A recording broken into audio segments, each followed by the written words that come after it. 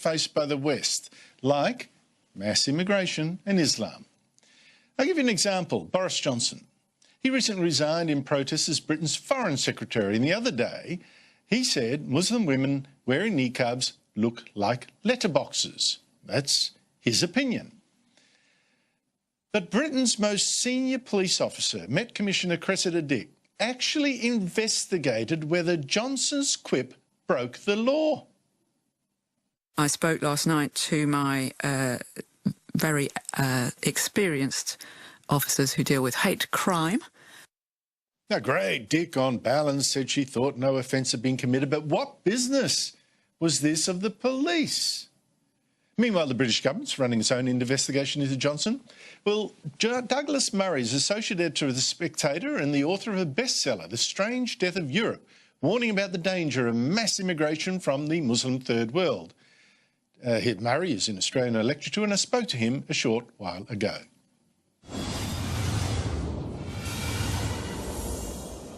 Douglas Murray, thank you so much for joining me. What does it tell you when even Boris Johnson, an MP and former Foreign Secretary, is investigated by the police chief herself for saying that women in the niqab look like letterboxes? Well, it says to me that I'm very glad I left my country and come to Australia. It's an incredible demonstration of the sort of frivolity and cowardice that's going on in my own home country. Boris Johnson merely made a comment, a passing comment in a newspaper article, which was itself the main argument in this article, was an opposition to a burqa ban of the kind that has been enforced in France and now in Denmark, among other countries in Europe. He was opposing the burqa ban and saying we shouldn't have it in Britain for the following liberal reasons. And in passing said, you know, these are ridiculous, absurd garments. And he said that the people who wear it can look like bank robbers and look at letterboxes, and I mean, this kind of crisis should occur from that. I think tells us quite a lot of things, but most obvious is the extraordinary cynical political opportunism of people who keep on crying that they are deeply offended by comments about other people's garments, and on this occasion, a garment which I mean, it's extraordinary. The left in Britain now seems to be on the side of the burqa.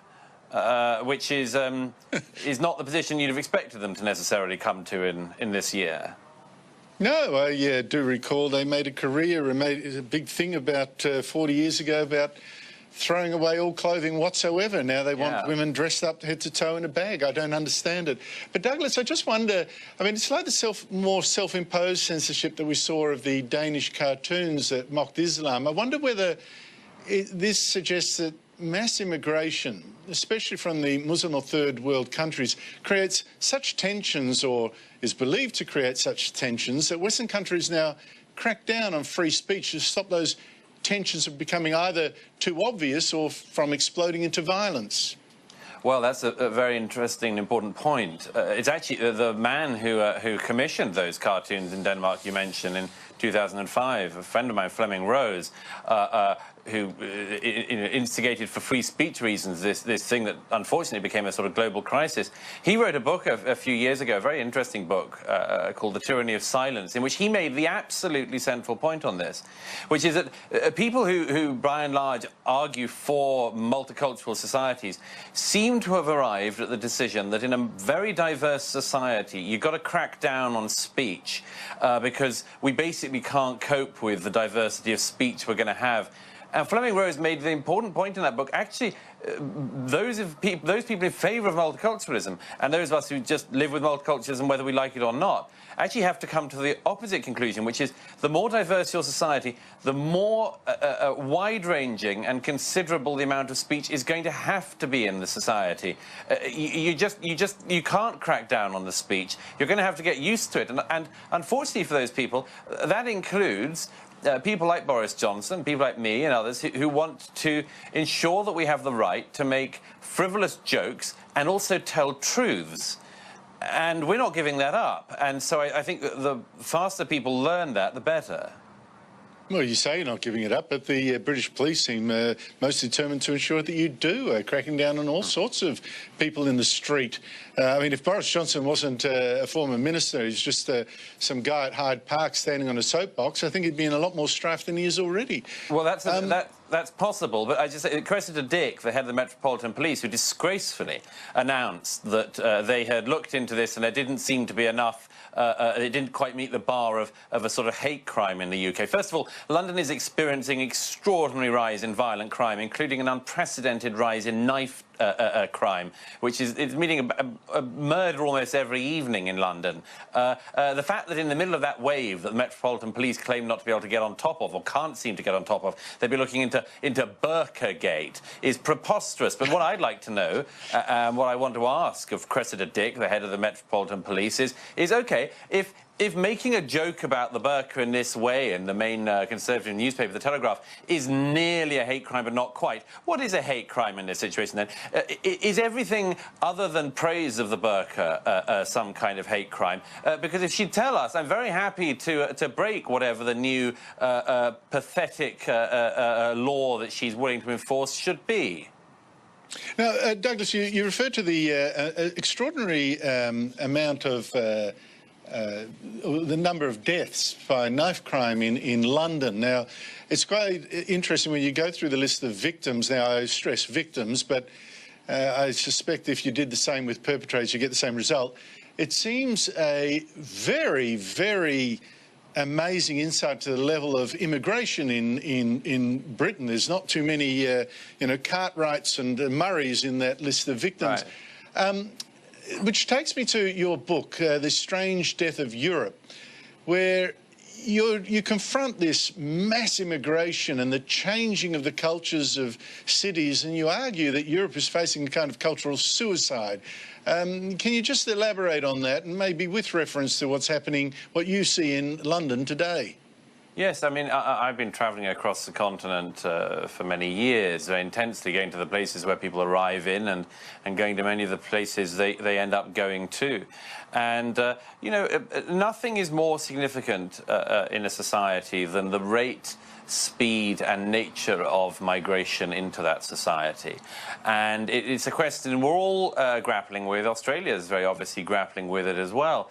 But you have a set of things that go on, and one of them is a certain type of person, particularly people in political power who've made bad decisions, who don't want people to notice what's in front of their eyes.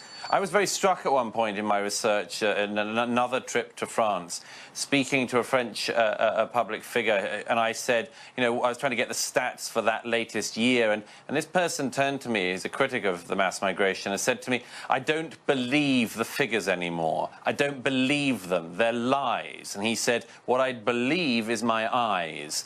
And I thought that went to a striking truth about this, which is that, a lot of the stats on this have been hazy. A lot of the figures have been deliberately ignored. I mean, in France, you can't even collect figures about ethnic and religious crimes because the government won't collect the figures. And so people just are left being told that what their eyes can tell them, and what, for instance, as you say, a morning newspaper that reveals yet another victim and the identity of yet another victim in the London knife crime wave is just not of any importance. And I think this whole thing is poison. I think that it's poisonous to ignore the facts that are in front of people's eyes or tell them that their eyes are lying, because otherwise they're going to come to far worse conclusions of their own, even than they're going to already.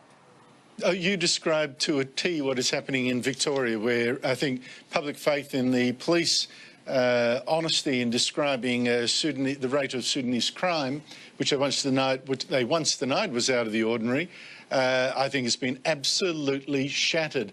Now, you are worried about the mass immigration in Britain, but I wonder what you would say of the challenge here in Australia when our population growth rate is 3 times higher than that of Britain's. It's 1.6% last year, with a full 1% of that in a single year coming from immigration. What do you make of that? Well, these stories are similar and slightly different, of course. I mean, this country has not had the kind of mass illegal migration that Europe has actually encouraged in recent years, that Angela Merkel famously encouraged in 2015. You know, for all the criticisms one can make of this country's policies, I mean, you have had politicians in recent years who have at least said that the difference between legal and illegal matters, that the law matters. So there are specifics of that. I just say, you know, the thing I always say about this subject is you don't have to be against all immigration. Almost nobody is against all immigration, but you've got to be careful with your society. This is the thing that Europeans have become so bad at. You've got to be careful with it. You've got to choose carefully, and unfortunately, if you don't, you end up in this situation you describe, which affects absolutely every aspect of the state. It affects the welfare state. It affects your security, and it affects, I mean, just that example you give of the police.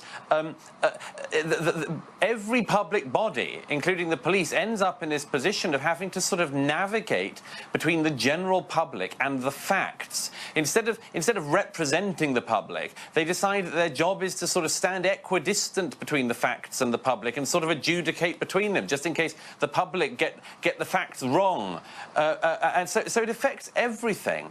And I just think that most developed countries are very, very far behind the sort of debate we need to have on these matters. Migration is going to affect any country for a long time to come, for good and ill.